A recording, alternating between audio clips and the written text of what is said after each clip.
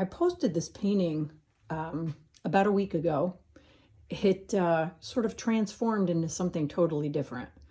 In the original one that I did, none of this was here, and I decided that I wanted to have her holding her heart, and the heart is kind of going out. But I wanted to discuss in this video the development of this, but also the layering.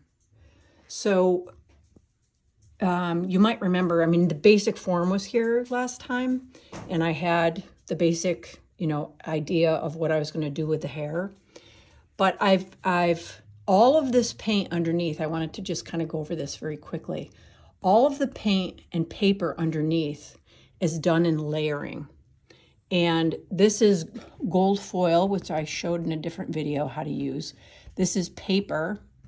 This is oil paint. So when I first started this, I started off with the paper underneath. And then you always want to work from acrylic to oil.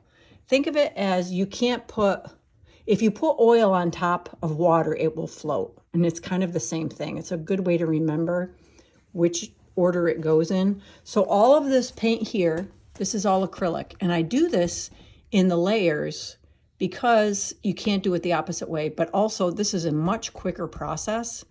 Even these things, even the stencils and the colored papers that, that I have in here, this is all acrylic. So I'm going to go over this now with oil paint. Now this is an exception. These swirls, I showed these in a different video as well. I showed this paint. This is an oil paint, but underneath it, I did form lines. So I could follow them. And I sat down, when I was putting this paint on, you have to sit. You can't put it painting up in a vertical position because it will drip unless you want that effect. So this is all acrylic, but this is the only oil I've put on there. Now, when I'm going back over this, I kind of have to remember this because I can't put water-based paint on top of this oil paint. So I just kind of wanted to give an update. Again, even the heart, even this part, this is all layered. That's all layered underneath. So it really gives it a textural look. Now this is the original paper.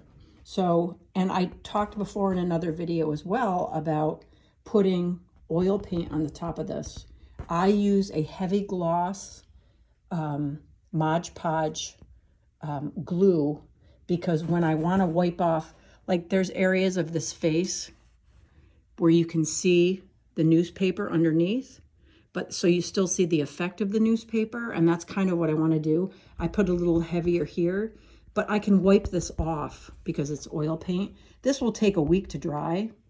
And there's advantages to the oil paint and acrylic paint, and that's one of the advantages of oil paint is that if you don't like what you put on, you can rub it off. I usually take some linseed oil.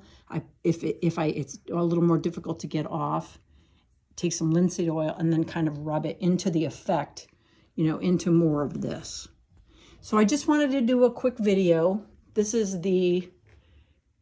where I am with it right now. I'm not sure what direction I'm going, but sort of just wanted to go over that. So because I told people I would do another video on this and I don't want to be a liar. So anyway, that's where I am right now. So I've come back to this painting today. And one of the things that was bothering me in the last video is I needed to outline this stuff. And one of the sort of tricks that I do when I'm working on the hair is I make these little compartments. And the reason for that is so I can figure out what's going to go where. I think it's a little too crowded right in this area. So I went over this. Again, this is acrylic paint. So I went over that with acrylic paint so it would dry faster. But now what I did was I went through the hair and I like this motion of left to right. And then I added a little bit more gold foil up here. I made a little mark here to myself, so I know that that's going to go up one more rung. So now I have a better idea. I feel like the motion of the whole thing, I also put, let me get back here. I also put more gold foil here and a little bit more paper. So I really have 3 different areas of the painting. I go up a third, another third, and then the bottom.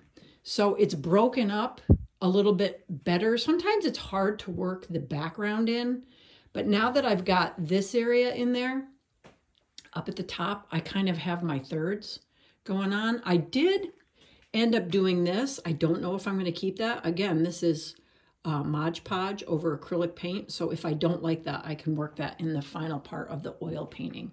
So this is where I am at the end of the day. And it's getting there.